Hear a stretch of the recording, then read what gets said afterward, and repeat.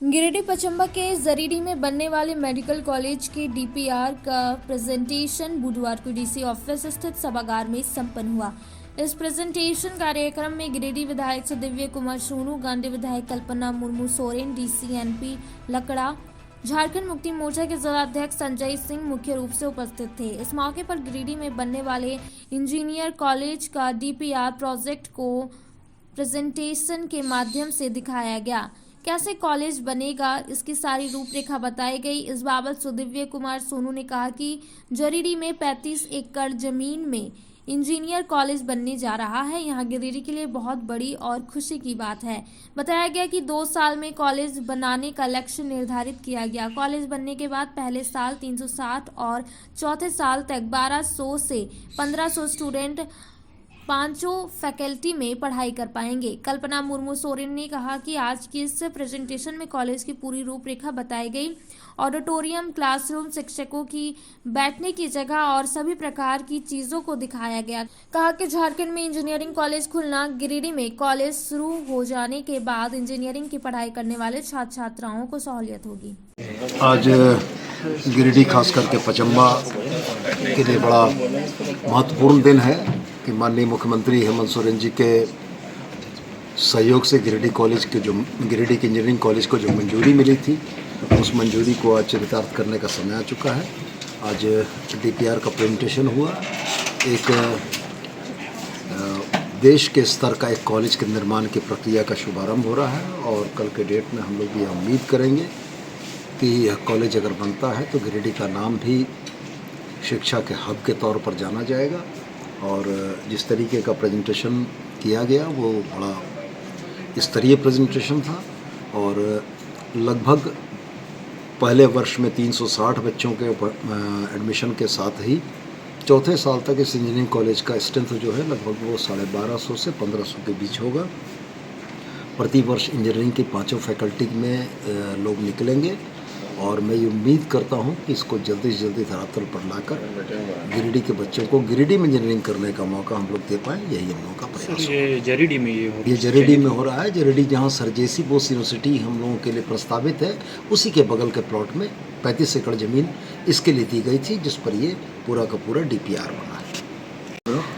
देखिए, अभी हम लोग यहाँ पे मीटिंग कर रहे हैं। सबसे पहले हमारे गिरिडीह में इंजीनियरिंग कॉलेज का जो पीपीआर है वो हम लोग देख रहे थे, क्या क्या ये लोग फैसिलिटीज़ देने वाले हैं, किस तरीके के प्रोजेक्ट ये लोग दिखा रहे हैं, कौन कौन से स्ट्रीम्स करके हॉस्टल्स कैसे होंगे, ऑडिटोरियम कैसे होंगे, मेन एडमिनिस्ट्रेशन बिल्डिंग कैसे होंगे, टीचिंग नॉन टीचिंग स्टाफ्स के कैसे एकोमोडेशन होंगे, वो सारे के सारे हम लोग इन्होंने दिखाया है।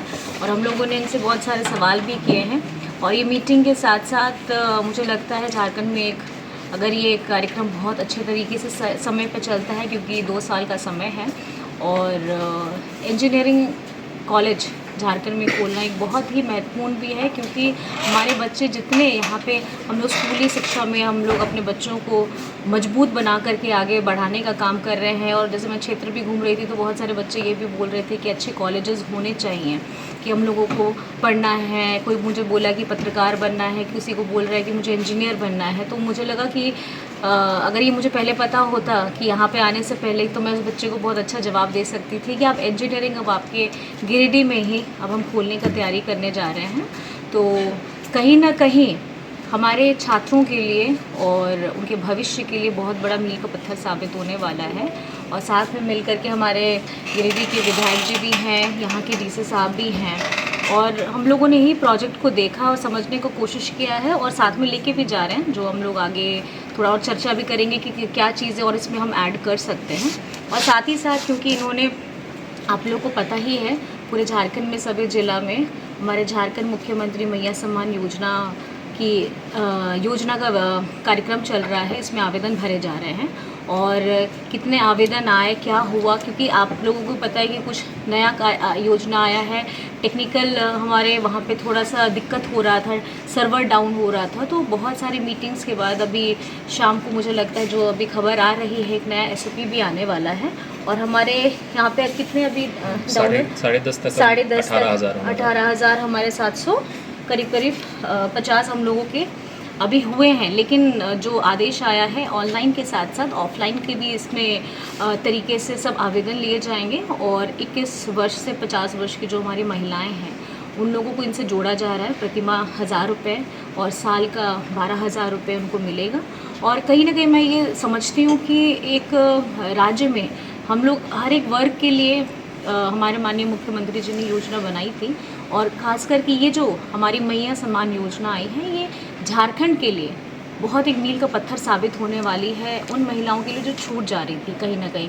कुछ बच्चे हैं पढ़ने वाले हैं, कुछ लोग हैं जो अपने पेंशन के रास्ते पे, लेकिन बीच वाली महिलाओं थोड़ी छूट जा रही थी। तो मुझे लगता है काफ़ी योजना तरफ से हमारे माननीय मुख्यमंत्री जी ने बनाया है और सबको मिला है।